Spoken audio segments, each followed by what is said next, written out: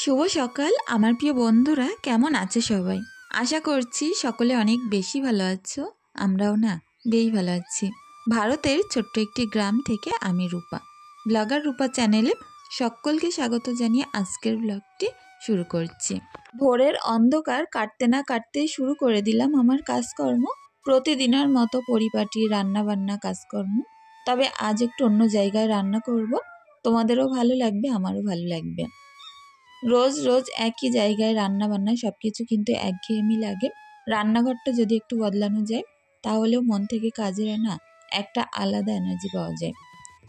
যেহেতু এখন অনেকখানি ভোর ভোর কোনো রকম রোদ্দুর নেই, আর দেখো চারিদিকটা পুরো মেঘলা মেঘলা মতো লাগছে, কিন্তু বেলা উঠলে আস্তে আস্তে রোদ্দুর হয়ে যাবে।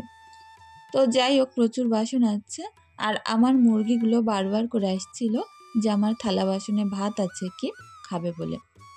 কারণ যদি দুটো একটা ভাতটা থাকে আমি আবার ওদের থালা থেকে ওদের পাত্রে দিয়ে আসি, তো ওই কারণে।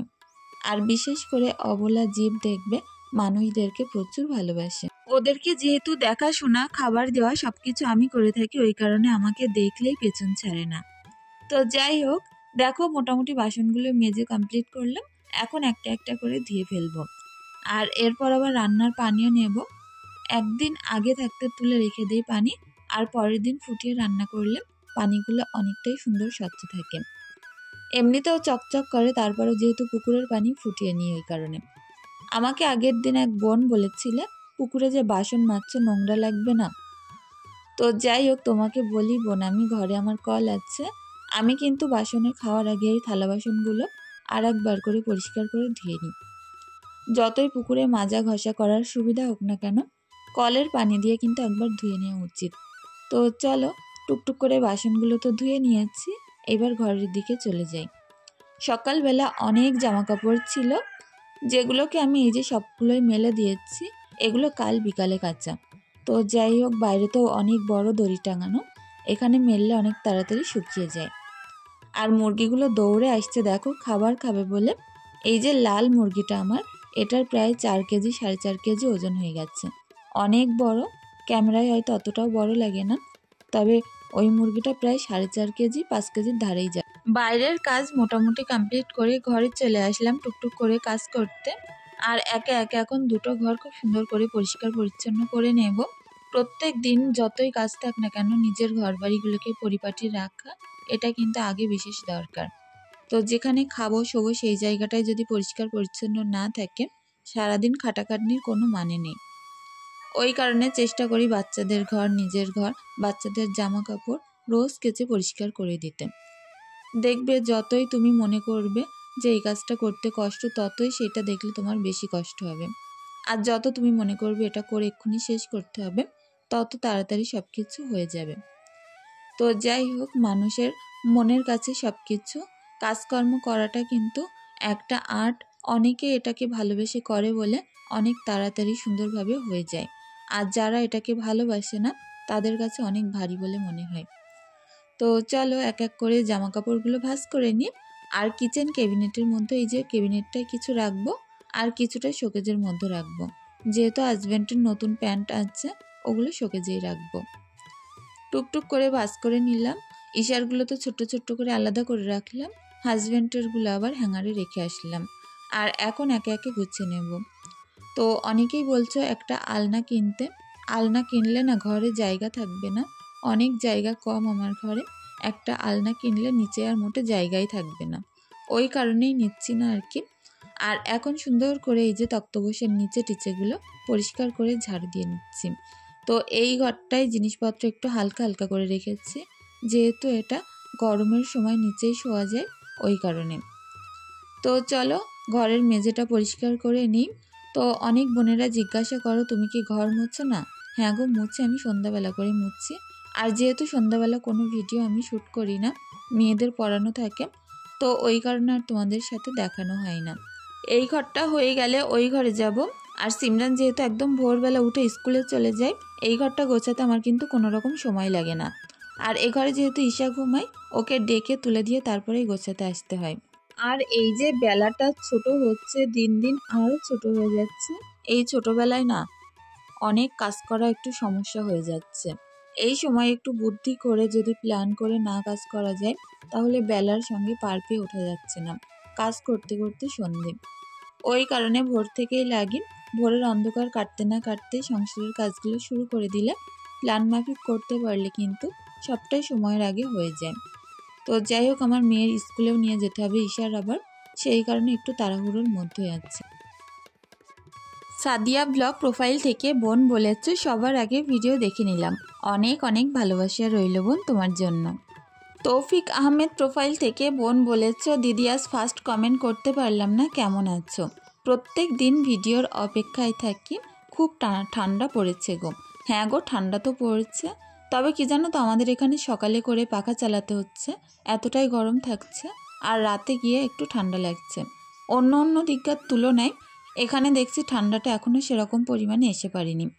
আর ঠান্ডা না আমার একটু ভয় লাগে, কারণ এই যে পানি ঘেটে ঘেটে কাজ করতে হয়, ওই কারণে আর কি।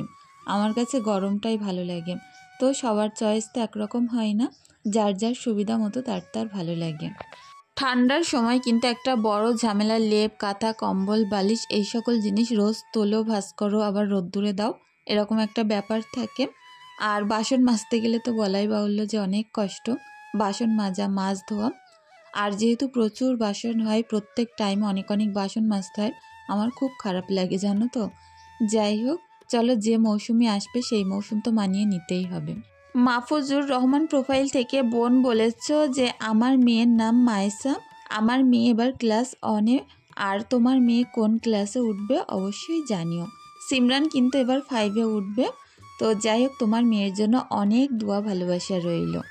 শেহনাজ বোন বলেছ তোমার ভিডিও আমার দেখতে অনেক ভালো লাগে, তোমার ব্লগ আমি প্রতিদিন দেখি, তোমার বাড়ি কোথায় অবশ্যই জানিও। আমার বাড়ি হচ্ছে বসিরহাট, হাসনাবাদ, উত্তর 24 পরগনা। যাই হোক বোন, অনেক ভালো থেকো। জেরিন আক্তার প্রোফাইল থেকে বোন বলেছ আপু আজ ভিডিও দেখতে একটু দেরি হয়ে গেল, অনেক কাজ ছিল তো তাই। কোনো অসুবিধা নেই বোন, তুমি যে মনে করে আমার ভিডিও দেখো, পাশে থাকো, রোজ অনেক সুন্দর সুন্দর কথা বলো আমার সাথে, অনেক ভালো লাগে। ভালো থেকো। জেসমিন সুলতানা বোন আমাকে বারবার করে তোমার বাড়ি যেহেতু যেতে বলছো, আমারও ইচ্ছে আছে যাওয়ার, যখন বসিরহাটে যাব আর কি, কিন্তু তুমি যদি বাড়ি না থাকো তখন তো অসুবিধা হয়ে যাবে।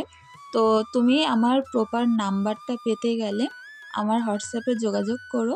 আমার চ্যানেলের নিচে দেখবে হোয়াটসঅ্যাপ আর ফেসবুক ইনস্টাগ্রামের লিংক দেওয়া আছে, সেখান থেকে তুমি ইনস্টাতে গিয়েও আমার সঙ্গে কন্ট্যাক্ট করো, আমি তোমার ফোন নাম্বার দিয়ে দেবো। কি জানো তো, এই যে সোশ্যাল মিডিয়ায় কিন্তু একেবারে ডাইরেক্ট ফোন নাম্বার দেওয়া যায় না। তুমি যদি ইনস্টাগ্রামে আমার সঙ্গে যোগাযোগ করো, ওখানে ফোন নাম্বার দেবো, আমার সাথে কথা বলো।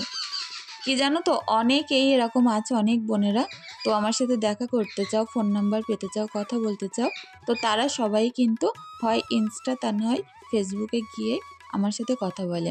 তো যাই হোক বোন, অনেক ভালো লাগলো। এরকম আন্তরিকতা অনেক মানুষেরই কম হয়, যে নিজের বাড়ির ঠিকানা দেয় যাওয়ার জন্য, এতবার করে বলে নিজের বোনের মতো করে, অনেক ভালো লাগে জানো তো।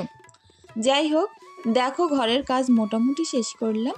পাখির কিচির মিচির শব্দ আমাদের এখানে সবসময়ই শুনতে পাবে, প্রচুর পাখি আসে যায়, তো ফাঁকা জায়গা তো ওই কারণে। এখন পোটাটা মুছে পরিষ্কার করে যাচ্ছে এখন পুকুর পাড়ের দিকে, জামা কাপড়গুলো সবটাই শুকিয়ে গেছে। এই যে শীতের সময় রোদ্রে দাও আর ছায়ায় দাও, জামা কাপড় শুকানো নিয়ে চিন্তা করতে হয় না। অনেক সুন্দর বড় দড়ি, এখানে আমি প্রচুর জামা কাপড় মেলতে পারি। সব থেকে বড় সুবিধা যেটা, যেহেতু পুকুর পাড়, আর মেলতেও না খুব একটা বেশি দূরে আসতে হয় না। তো আসছি কিছুক্ষণ বাদে একেবারে গুছিয়ে গাছিয়ে রান্না করতে। আজ বললাম রান্নাঘরটা একটু চেঞ্জ করব, তো আলাদা আলাদা জায়গায় রান্না করতেও কিন্তু বেশ ভালো লাগে।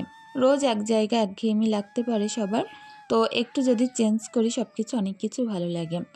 তো দেখো, এই যে ছোট্ট একটা ঝুড়ি নিয়েছি, আজ অনেক কিছুই চেঞ্জ করেছি। ছোট্ট ঝুড়িটার মধ্যে মাছটা মাখলাম। একটু আলাদা আলাদা নতুন যে জিনিসগুলো কিনে রাখা হয়, তুলে রাখা হয়, ওই সকল জিনিস ব্যবহার করে যদি কাজ করা হয়, ভাত খাওয়া হয়, রান্না করা হয়, তো সেটাই প্রচুর আনন্দ লাগে।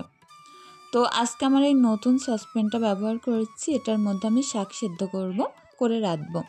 তার জন্য দেখো চিংড়ি মাছগুলো সেদ্ধ বসিয়েছি, নুন হলুদ, আর এরপরে দেবো শাকগুলো তুলে, তারপরে কাঁচা লঙ্কা। তো চিংড়ি মাছ অনেকে ভেজে দেয়, আমি এরকম সিদ্ধ করে তারপরেই ভাজি। আমার কাছে মনে হয় এর যে মিষ্টি ভাবটা তাহলে চলে যায় না।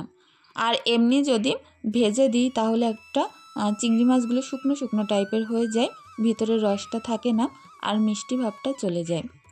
চিংড়ি মাছ এমনি তো আমি খুব একটা ভালোবাসি না, শুধুমাত্র শাকে এমনভাবে দিলে অনেক ভালো লাগে। আর আজকে শাকগুলো প্রচুর ছোট্ট ছোট্ট পাতা ছিল, তার মানে একদমই জালি। এটা বসাতে বসাতেই সেদ্ধ হয়ে গেছিল। ওদিকটায় ভাত বসিয়েছিলাম, ভাতটা উতলে গেলে নামিয়ে দিয়েছি। এখন সবজিটা বানিয়ে নেব। তো চলো পেঁয়াজ ভাজা করে নিলাম, আদা রসুন বাটা দিলাম, আর এখন আস্তে আস্তে করে গ্যাসের ফ্লেমটা একদম লো করে দিয়ে ভাজা করতে থাকবো ফুলকপি আলুটা। অনেকেই হয়তো ভাবতে পারো আমি এই ওভেনে রান্না করছি কেন, কারণ আমার গ্যাস ওভেনটা তো আলাদা ছিল। তো আমার সেই গ্যাস ওভেনটা ভেঙে গেছে, একদম বাজে অবস্থা, রান্না করা যাচ্ছে না, ওই কারণে এটা নিলাম। ভেঙে গেছে বলতে আর কি, ওই যে গোল যেগুলো দিয়ে আগুন বার হয় সেটা ভেঙে পড়ে গেছে, বাদবাকি উনুনটা ঠিক আছে। ওটা ঠিক করতে দেখি কবে দিয়ে আসি। আমার না অনেকগুলো জিনিস জমা হয়ে গেছে, ঠিক করাই হচ্ছে না। তো দেখবে পুরুষ মানুষের কাজের ফাঁক না হলে কিন্তু এই সকল জিনিসগুলো সারাই করা হয় না। আর যেহেতু মেয়েদের দরকারি জিনিস, এটা সারাই করতে পুরুষ মানুষের একটু বেশি সময় লেগে যায়। অনেক দিন থেকে আমার হাজব্যান্ডকে বলছি আমার সেলাই মেশিনটা খারাপ হয়ে গেছে, ঠিক করে এনে দিতে। আজ যাই কাল যাই বলেই যাচ্ছে। আর দ্বিতীয় এখন আমার এই গ্যাস ওভেনটা খারাপ হয়ে গেছে। তৃতীয় আমার ওয়াশিং মেশিনটা খারাপ হয়ে গেছে। একদম 3টে দরকারি জিনিস নষ্ট হয়ে গেছে। তো তাকে বলছি, তবে সে সময় করেই উঠতে পারছে না। ভাবছি এবার যদি সময় না করে উঠতে পারে তাহলে আমি নিজেই নিয়ে যাব একটা গাড়ি ভাড়া করে, কারণ এছাড়া আর কোনো উপায় নেই। আর ওয়াশিং মেশিনের মিস্ত্রি তো বাড়িতে এসে ঠিক করে দেবে। দেখি কবে আস্তে আস্তে সব কিছুই এক এক করে সারাই করে নেব। কাল আমি যে জিনিসপত্রগুলো কিনেছিলাম, এক বোন বলছিল এই জিনিসপত্রগুলো একদম ভালো হয় না, কিছুদিন পরে কালো হয়ে যাবে। তো দেখা যাক কি হয়, আমারও সেরকম মনে হচ্ছে। কারণ দোকান থেকে নিলে যে গ্যারেন্টিটা পাওয়া যায়, বাইরে থেকে নিলে কিন্তু সেটা থাকে না। আর আমি আগে একটা সসপ্যান ব্যবহার করেছিলাম একই রকম, সেটা কিন্তু কালো হয়নি। এটা কি হয় দেখা যাক, আমার মনে হচ্ছে কড়াটা কালো হয়ে যাবে।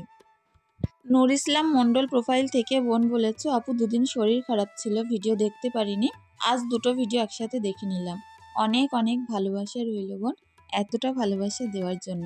অবশ্যই দোয়া করি তাড়াতাড়ি সুস্থ হয়ে ওঠো। তুমি ইসলাম বোন বলেছ, আমাদের বাংলাদেশে সমস্ত বাচ্চাদের ফাইনাল এক্সাম শুরু হয়ে গেছে, তোমাদের ওখানে কেমন হয়?